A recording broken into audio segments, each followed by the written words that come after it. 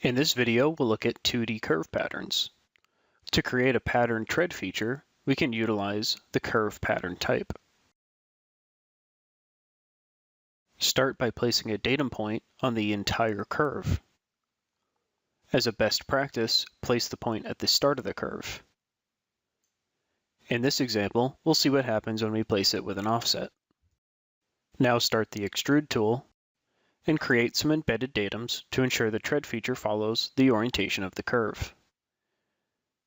Place a datum axis through the point and tangent to the entire curve. Then place a datum plane through the point and normal to the axis.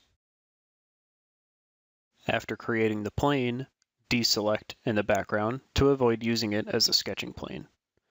Select the sketching plane, then go into Sketch Setup to set the appropriate sketch orientation reference.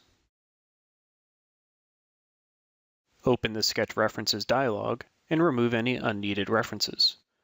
In this case, we only need the point.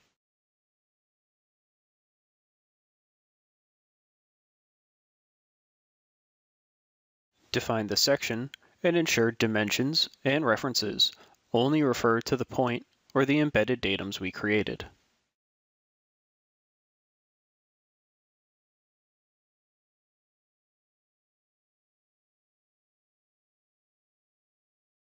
Complete the section and the feature. Now group the point and subsequent features and start the pattern tool. Since we're following a 2D curve, we can use the curve pattern type.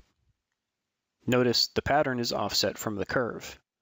With the curve pattern, the start of the curve is placed at the start of the pattern.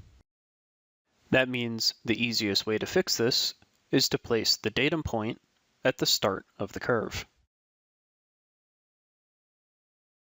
Instead of defining the spacing between the pattern members, we'll space them equally and define the number of members.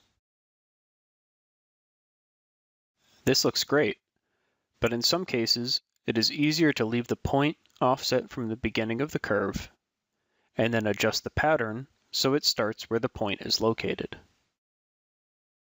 Edit the definition of the pattern.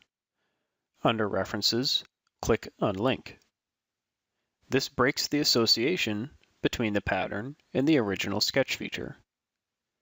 Now we can edit the sketch. We want to place the start point of the sketch here, but the sketch does not have a vertex there. Use the Divide tool to create a vertex where the datum point is located. With the start point corrected, the pattern looks correct again. Lastly, we'll look at using a dimension pattern instead of the 2D curve pattern. Use the datum point offset value as the increment for the pattern. Notice no preview is shown, and we see a warning in the message area. Because of the closed loop, the pattern is attempting to place instances past the start point again, which is not allowed. Move the datum point back to the start of the curve,